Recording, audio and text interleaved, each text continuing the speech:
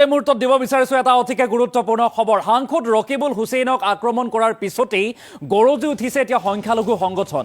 বিভিন্ন সংখ্যালঘু সংগঠনে মাত মাতিছে আৰু কঠোৰ ভাষাৰে সমালোচনা কৰিছে হিমন্ত বিশ্ব শৰ্মাৰ নেতৃত্বাধীন বিজেপি চৰকাৰখনক আৰু ৰাজ্যৰ গৃহ বিভাগ সুচাৰুৰূপে পৰিচালনা কৰিব পৰা নাই মুখ্যমন্ত্ৰী ডক্টৰ হিমন্ত বিশ্ব শৰ্মাই। এনেদৰে কঠোৰ ভাষাৰে সমালোচনা কৰিছে আৰু সমান্তৰালভাৱে কৈছে গৃহমন্ত্ৰীৰ দায়িত্ব পালন কৰক হিমন্ত বিশ্ব শৰ্মাই। সাংসদগৰাকীক দিন দুপৰতে যিহেতু দুৰ্বৃত্তই আক্ৰমণ কৰিলে আৰু সেই ঘটনাক এটা তীব্ৰ গৰিহণা দিছে ABMCয়ে। আমি সবিস্তাৰে খবৰটো লৈ অহাৰ চেষ্টা কৰিম। ৰকিবুল হুছেইনক আক্ৰমণ কৰাৰ পিছতে জাগুৰ খাই উঠিছে সংখ্যালঘু সংগঠন। বিভিন্ন সংখ্যালঘু সংগঠনে এতিয়া মাত মতা পৰিলক্ষিত হৈছে। প্ৰতিজন দুৰ্বৃত্তক আটক কৰিব লাগে আৰক্ষীয়ে। প্ৰতিগৰাকী দুৰ্বৃত্তক আটক কৰিব লাগে আৰক্ষীয়ে। প্ৰতিগৰাকী দুৰ্বৃত্তক আটক কৰক, বাছি বাছি আৰক্ষীয়ে আটক কৰক। গণতন্ত্ৰত বিশ্বাস কৰা সকলৰ মন মগজু জোকাৰি গৈছে এই সমগ্ৰ ঘটনাই। এনেদৰে এতিয়া মাত মাতিছে বিভিন্ন সংখ্যালঘু সংগঠনে। এগৰাকী সাংসদক গুৰুলকৈ আৰক্ষীৰ সন্মুখত প্ৰহাৰ কৰা হ'ল। আৰু অসমত আইন শৃংখলাজনিত পৰিৱেশৰ অৱক্ষয় ঘটিছে বুলি উল্লেখ কৰিছে। বিভিন্ন সংখ্যালঘু সংগঠনে ইতিমধ্যে মাত মাতিছে আৰু এই আক্ৰমণৰ ঘটনাৰ ন্যায়িক তদন্ত হ'ব লাগে। এই যি আক্ৰমণ হ'ল তাৰ ন্যায়িক তদন্ত হ'ব লাগে বুলি উল্লেখ কৰিছে। গৃহমন্ত্ৰীৰ উপযুক্ত দায়িত্ব পালন কৰক হিমন্ত বিশ্ব শৰ্মাই। মুখ্যমন্ত্ৰীগৰাকীয়ে গৃহমন্ত্ৰীৰ উপযুক্ত দায়িত্ব পালন কৰিবৰ বাবে এতিয়া নিৰ্দেশ দিছে, এক প্ৰকাৰে আহ্বান জনাইছে। প্ৰতিগৰাকী আক্ৰমণকাৰীক আইনৰ আওতালৈ আনি কঠোৰ ব্যৱস্থা ল'ব লাগে। আৰু ৰকিবুল হুছেইনক আক্ৰমণ কৰাৰ পিছতে এনেদৰে এতিয়া জাঙুৰ খাই উঠিছে বিভিন্ন সংখ্যালঘু সংগঠন। বিভিন্ন সংখ্যালঘু সংগঠনে মাত মাতিছে এক প্ৰকাৰে ৰকিবুল হুছেইনৰ স্বাৰ্থত এক প্ৰকাৰে তেখেতক ন্যায় প্ৰদান কৰিবৰ বাবে দাবী উত্থাপন কৰিছে। জাঙুৰ খাই উঠিছে সংখ্যালঘু সংগঠন, কৈছে গৃহমন্ত্ৰীৰ দায়িত্ব পালন কৰক হিমন্ত বিশ্ব শৰ্মাই।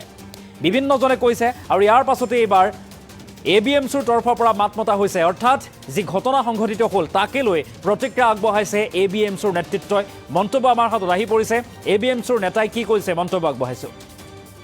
আজি আবেলি নগাঁও জিলাৰ উপহিয়াতৰ নতুন বজাৰত জনচক্ষুৰ সন্মুখত দিনৰ পুৱাতে ধুবুৰীৰ সাংসদ মাননীয় ৰকিবুল হুছেইন ডাঙৰীয়াৰ ওপৰত একাংশ দুৰ্বৃত্তই দলবদ্ধভাৱে মুখত কালা কাপোৰ বান্ধি যি ভয়ানক আক্ৰমণৰ ঘটনা সংঘটিত কৰিলে, এই ঘটনাক আমি ABMC তীব্ৰ ভাষাৰে গৰিহণা জনাইছো, নিন্দা কৰিছো আৰু চৰকাৰক দাবী জনাইছো যে শীঘ্ৰেই উপযুক্ত তদন্ত মৰ্মে উক্ত ঘটনাৰ লগত জড়িত থকা প্ৰত্যেকজন দুৰ্বৃত্তক গ্ৰেপ্তাৰ কৰি কঠোৰতকৈ কঠোৰতম আইনী শাস্তিৰ আওতালৈ আনিব লাগে।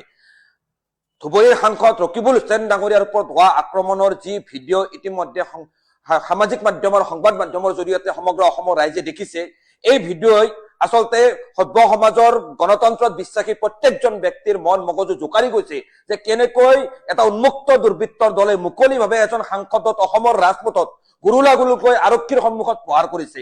এই ঘটনাই অসমত যে আইন শৃংখলাজনিত পৰিৱেশৰ এক সাংঘাতিক অৱক্ষয় ঘটিছে এই কথা জল পথকৈ প্ৰমাণ কৰিছে। আৰু আজি আমি ABMC ক'বলৈ বাধ্য হৈছো যে এজন নিৰ্বাচিত সাংসদক চৰকাৰৰ পৃষ্ঠপোষকতা নাথাকিলে কোনো দুৰ্বৃত্তই এনেকৈ মুকলিভাৱে আক্ৰমণ কৰিব নোৱাৰে। আমি ABMCয়ে দাবী জনাইছো যে ৰকিবুল হুছেইন ডাঙৰীয়াৰ ওপৰত হোৱা আক্ৰমণৰ এক ন্যায়িক তদন্ত হ'ব লাগে। ডক্টৰ হিমন্ত বিশ্ব শৰ্মা ডাঙৰীয়াই গৃহমন্ত্ৰীৰ উপযুক্ত দায়িত্ব পালন কৰি ৰাজধৰ্ম পালন কৰি উক্ত ঘটনাৰ লগত জড়িত থকা ব্যক্তিসকলক শীঘ্ৰে আইনৰ আওতালৈ আনিব লাগে। আৰু এই ক্ষেত্ৰত ডক্টৰ হিমন্ত বিশ্ব শৰ্মা ডাঙৰীয়াই অসমৰ প্ৰত্যেকজন জনপ্ৰতিনিধি আৰু সাধাৰণ ৰাইজৰ যিখিনি নিৰাপত্তা, এই নিৰাপত্তা নিশ্চিত কৰাত এক সুদৃঢ় ব্যৱস্থা গ্ৰহণ কৰিব লাগে।